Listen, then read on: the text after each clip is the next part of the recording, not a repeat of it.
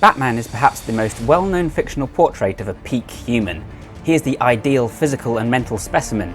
He's a master of martial arts who can chop down trees with his bare hands. He's strong enough to bench 1,000 or 405 pounds depending on the writer. He has a genius-level intellect that he regularly uses to outsmart his foes, and he can run 20 miles averaging 450 per mile. He somehow manages to train vigorously to maintain this performance, patrol the streets for crime, and still keep Wayne Industries running. I analysed Batman's training in depth in a previous video, and suffice to say it is ambitious. Most of us don't have the time to attempt it, and would probably die trying even if we did. So the purpose of this post is to try and scale it back. What would a Batman-style training program look like if it was designed to be accomplishable for people who hold down 9-to-5 jobs? If you have just 4 to 8 hours per week to train, how can you best utilise that time to get closer to Batman? So a Batman training program needs to be focused on increasing our quickness, our endurance, our strength, our power, our flexibility, and this is where a lot of people struggle. So you have people like Ross Edgley, who demonstrates that you really can build strength and endurance at the same time. Here's a guy who's climbed the equivalent of the height of Mount Everest doing rope climbs, and a guy who has run a marathon dragging a car. But we're going to take this one step further by trying to train like Batman, because we're also trying to build in things like grip strength, things like flexibility, things like skill acquisition and hand-eye coordination and balance, and that's where it goes from being a cross-modal athlete into becoming Bruce Wayne.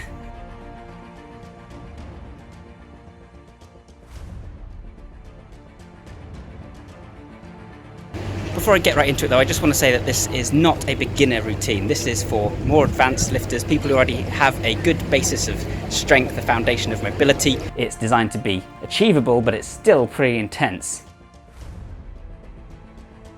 The first problem we're going to run into is something called the interference principle, and this basically states that when you train hard in one area, it's almost always going to lead to deficits in another. So when you become much more explosive, you build your fast twitch muscle fiber, but as a result, you might lose slow twitch muscle fiber and become worse at long distance running.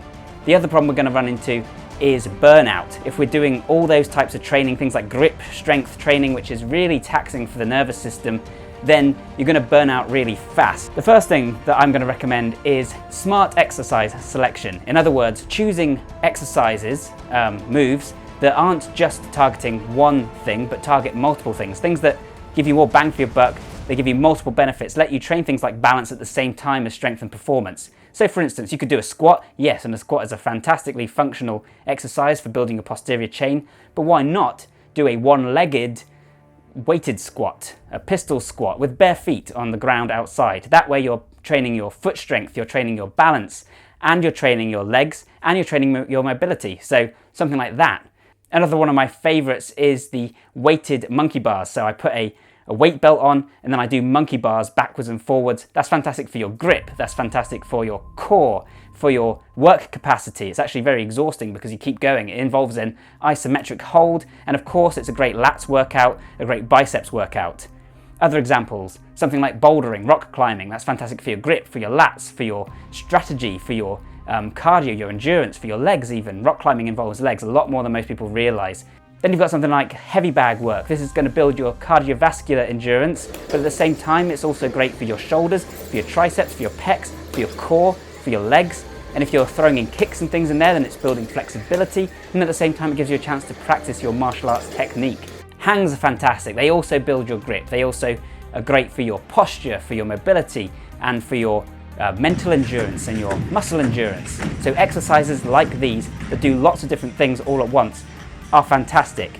The next thing we need to think about is how we're going to use these. So if you watch this channel regularly, then you know that there's a big difference between doing very heavy weights for just a few repetitions versus doing lighter weights for high repetitions. This is a little bit bro-science-y, but there seems to definitely be some truth even if the actual explanation isn't quite right. But the first kind will lead to myofibrillar hypertrophy, meaning that it causes micro tears in the muscles, builds mind-muscle connection, causes more fast twitch muscle fiber. The latter kind will fill the muscles with metabolites, with blood, and that causes sarcoplasmic hypertrophy, filling the muscle cells with fluids that it uses for energy. So doing those high reps and those low weights is going to flood the muscles with blood, cause the pump and metabolites, cause a lot of hypertrophy. Also really good for feeding the muscle tendon unit, for aiding with recovery, for building vascularity, for increasing muscle endurance, and it will give us that Batman style look, which is also part of what we're going for here. So high rep, low weight is important, but at the same time, low rep, high weight is also really important because that builds the mind-muscle connection, muscle fiber recruitment, it improves our technique, it causes micro tears, it builds fast twitch muscle fiber, all these things. So if you want to really perform and be strong, then you need to do that kind of training too. Fortunately, there are already forms of training that incorporate both of these types into a single workout, and that's called power building. So it's people who are interested in powerlifting and bodybuilding. They want to look good and be strong as well. And what they'll do is they'll take those heavy compound moves and stick them at the start of their workouts, and then they'll do the isolated moves, the curls, your tricep extensions at the end of the workout when they're fatigued and when it doesn't matter if they're not using perfect technique anymore. So they're getting the micro tears and the strength training, and they're also getting the pump and the hypertrophy at the other end of the spectrum. We're going to do that, but we're going to take it one step further. So at the start of our workouts, we're not only going to do those compound heavy lifts, we're also going to work on skills training, things that require a lot of muscle control. So some of those old time strongman lifts that I've looked at, things like the bench press. At the same time, things like the bodyweight skills, all of which require you to have all your strength and all your control at the start of the workout. Things like planche, things like bench press. So we're going to put them at the start of our workout, and then we're going to gradually move more and more towards lighter weight, higher rep, until we're doing those isolation moves. Maybe we'll end with some flush sets, 20, 50 reps even, just flooding those areas with blood, the same areas we've been targeting with those heavy lifts. And then at the end, we're going to go even further, and we're going to move on to a HIIT, high intensity interval training finisher, targeting that muscle. So if you've been doing a push workout, then you're going to be doing either the punch bag, heavy bag work in order to get some cardio in there, or you're going to be doing some battle ropes, but these are still targeting the shoulders, the triceps, the pecs, the muscles you've been focusing on. If you're doing the pull day, then you're going to be doing rows, the rowing machine, or you're going to be doing fast pull-ups or the rope climbing machine, that kind of thing. On leg day, of course, you can do running, or you can do skipping, etc. Kettlebell swings. In terms of intensity, I want to talk a little bit about what I call a dynamic drop set. So a drop set means that you're gradually making the exercise easier. So it might mean that you're doing 10 of a really heavy curl on the cable curl. Then when you can't do any more, you put the weight down and you carry on. And then when you reach failure again, you put the weight down and carry on. This is a bodybuilding technique. I've talked about it before. It's fantastic for building pump and for really encouraging growth in the biceps or whatever muscle you're targeting. My favorite type of drop set is the mechanical drop set, where you're actually changing the exercise. So you might do as many pull-ups, chin-ups rather, as you can, and then when you can't do any more, you drop down and you'll do some curls, because they're slightly easier than the chin-ups, but you can still do some more, still targeting the same muscles primarily, so that way you're able to go past failure whilst at the same time changing your exercise. I don't think you should ever just do 3 times 10 of any exercise. I think that's a wasted time, involves a lot of waiting around, and it almost always means giving up whilst you've still got some energy in the tank. So instead, I recommend that you view your entire workout as one set, and in between all of these exercises, you're going to be throwing in mechanical drop sets. You're going to be including things like the overcoming isometrics, pushing or pulling against an immovable force, isometric holds just to finish it off, burns, which are just as much of the repetition as you can do.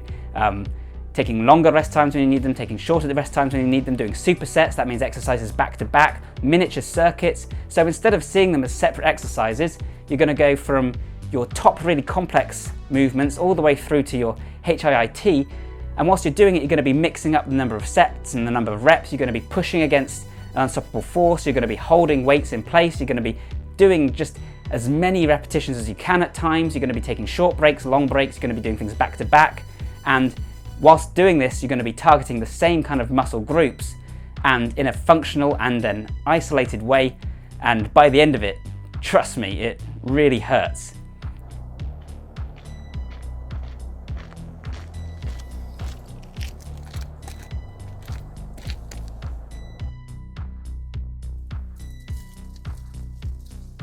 Plus, be one of the first to shop our fresh new season collection in store and online now. Yeah, I know it is a shame, but obviously with Tiger, I mean, he's kind of transcendent goal. This idea also has similarities with CrossFit. So in CrossFit, they're using their compound lifts, their deadlifts, their overhead presses, etc., clean and presses, and things like pull-ups, but they're doing these for really high rep ranges to train their work capacity. And one of the criticisms of CrossFit is that as you get into the higher rep ranges of something like a deadlift, you're going to start to see your performance, your technique deteriorate, and you increase your likelihood of injury. So we're going to try and get around this problem by combining things, but we're going to put those technical and heavy lifts at the start of the workout while still being able to train the work capacity and build the blood vessels, etc., but putting that at the end of the workout with something simpler.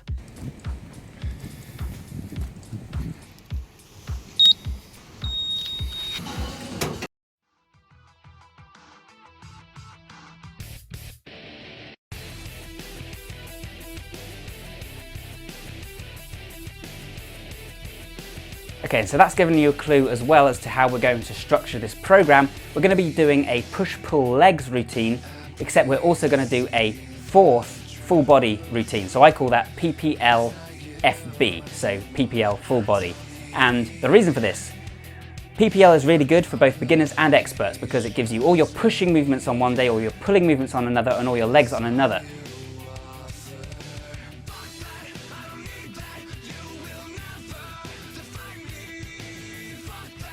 These obviously go together naturally, and at the same time it allows you to really focus on those moves in order to create the amount of intensity that you need in order to trigger some kind of growth, some kind of strength gains. At the same time, you're giving yourself enough recovery time to get better for the next routine. But you're also allowing yourself to do this compound lifts, which you can't necessarily do with the splits because you're doing pushing or pulling, not just biceps, but pulling, meaning that you can do things like pull-ups, like monkey bars, etc.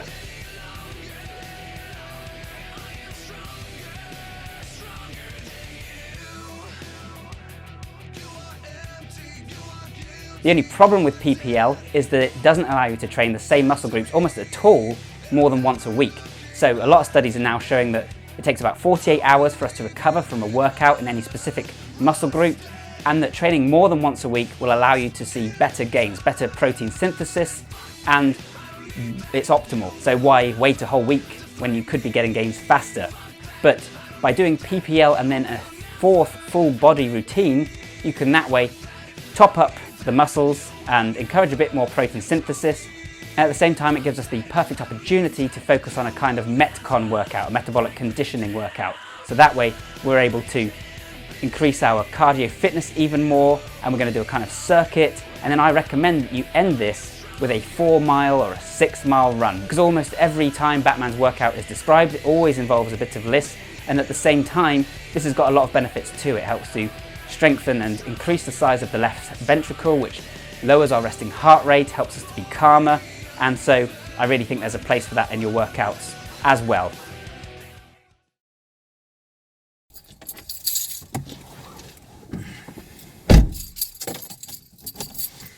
So you can find an example routine and entire workouts over at thebioneer.com. I'll put the link to that in the description down below. But you'll notice that that's actually already slightly different than the push day I just did. And so, of course, whilst I've wanted to share with you an example, the point of this program and of this video is that you need to adapt it to suit your lifestyle, and also just keep changing it, keep mixing it up, because variety is really what keeps the body adapting and growing and staying challenged. Obviously the martial arts training we're getting at the end of our workouts because we're doing them during the push day, for instance, but I also would highly recommend doing a 5th day of some kind of martial arts class in the week if you can. And if not, then you can train on your own. I recommend watching Grant's video on how to do that, but you will want some tuition to give you the right technique to start with so that you're honing and improving the correct technique instead of the wrong technique. Of course, we also need a warm-up and a cool-down. I recommend doing foam rolling or self-myofascial release as your warm-up, maybe some dynamic stretching, and I also recommend doing a body scan meditation, which I talked a little bit about in my fascia video. I'm going to talk about more in future, but it'll just help to get you calm, get you in the right state of mind for the workout, whilst at the same time increasing your mind-muscle connection. Highly recommended. And then at the end, you can just do some stretching because flexibility is also important. But we're also going to do that on our deload week. And one more thing, I also recommend that on your 4th week, you take a week off, you take a deload week. And during this time, you're not just going to be sitting around, you're going to do all that other Batman stuff. You're going to focus on your skills training. So you're going to do things like reflex training, you're going to do things like balance training, jump height training, martial arts techniques. You're going to learn new skills, new information, new knowledge. And I'll talk about the skills training more. But I used to do skills training on a separate day during my week, but I found I always ended up just putting it off and not doing it because there's never enough time to just spend a day throwing a ball against the wall. But if you do this on your deload week and you focus on these different skills and abilities as though they were workouts, then it's a great way of doing it. It keeps you active when you're otherwise twiddling your thumbs, but it also lets your body recover so that you can do this for longer. We're looking at the long game here. Of course, I haven't talked about the mental aspect and I haven't talked about the diet. This is already a long video, so I'm not going to go into it now. I'm going to come back to this in future. But if you just want the cliff notes for the diet, what I'm doing and what I think would work well for a Batman workout, of course making sure to get a gram of protein per pound of body weight at least, because you're going to need that for your recovery. I also recommend doing the strategic intuitive eating that I talked about before, 4 days a week, and on the 2 more CV oriented days, the Metcon day and the martial arts day, which I talk about on the website, could also be swapped out for a longer run. I recommend on those days you do an intermittent fast. 18/6 in particular. Watch my last video on intermittent fasting for more on that and how that works. And there's a lot of supplements that I think could be very useful. Check out the supplement stack, which I'll link to in the description down below. As for the mental training, of course you have your deload week where you're going to be developing new skills, but I also recommend that you do a morning routine, and that's going to involve meditation, image streaming, writing with your left hand in a journal, and dual end-back training. But again, I'll go into all this in more detail in future, if that sounds like something you'd like to hear about. So if you only take one thing from this, I want it to be those dynamic drop sets. So just to properly explain once again what that is, basically a drop set is where you keep going by lowering the weight. A mechanical drop set might mean that you're changing exercise, say from bench press to press-ups. The dynamic drop set means that you're combining both those things, but you might also be changing up the cadence, for instance, by going from a overcoming isometric or a very slow 5-2-5 rhythm to a faster, more explosive rhythm within the same set. And then to extend that, I want you to think about your entire workout as some kind of giant drop set, so that you're moving from more complex moves to more isolated moves, so that you're mixing up your rest time, so that you're throwing the whole 3x10 out of the window. And one more way to explain this is as a way to combine the 3 triggers of gains, the muscle damage, the mechanical tension, and the metabolic stress. So doing something like planche is fantastic for mechanical tension, but you can't do it enough to cause the kind of hypertrophy that you get from metabolic stress. So by combining 2 different types of exercise, by dropping from something more complex and then isolating a specific muscle when it's already fatigued, you're able to do both of those things. And over on the website you'll find complete programs that you can start using, but the whole point of this isn't that you follow those training programs to a T, although you can do that and I'd love to know your progress. If you do, please share, but that you adapt these routines and you keep changing them to fit your lifestyle and also your circumstances. There are ways that you can mix these up so that they'll work better as part of a home workout. You can mix them up so that they use the equipment in your gym, and I might have got carried away, there might be too much there for you, and it's fine to drop some of those things out or swap them out for things that you prefer. I'm all the time thinking about things I wished I'd included, but the point is I can't include everything without doing a whole list of different workouts. If you like this kind of training, the dynamic drop sets, the Batman routine, the skills training, then stay tuned to the channel because I'm going to be returning to this concept a lot in the future. In fact, I'm hoping to work on a book after I finish my book, The Gig Economy, that details this kind of training far more in depth. So if you'd like to see that, and if you'd like to see more sample routines, if you have any questions, let me know and stay tuned. Like I say, this is just the beginning of the Batman training program. Thanks so much for watching, as always, and thank you very much to all of you who supported me over on Patreon. The link to that is in the description down below, and I'm uploading some exclusive content over there that you can check out. And I've got loads more cool stuff coming to the channel soon. If you want to know more about that, then check out my 50,000 subscribers video. I'd like to say a massive thank you to Patrick Reynolds, who's been very kindly creating some of the thumbnails for this channel. I think they look awesome, and I'll leave a link to his Instagram in the description down below as well. You can buy some of his photography as prints. They look awesome, so highly recommend them. So thanks a ton for watching, guys. If you enjoyed this, then please subscribe, and I'll see you next time. Bye for now. Why has nobody fist bumped me yet?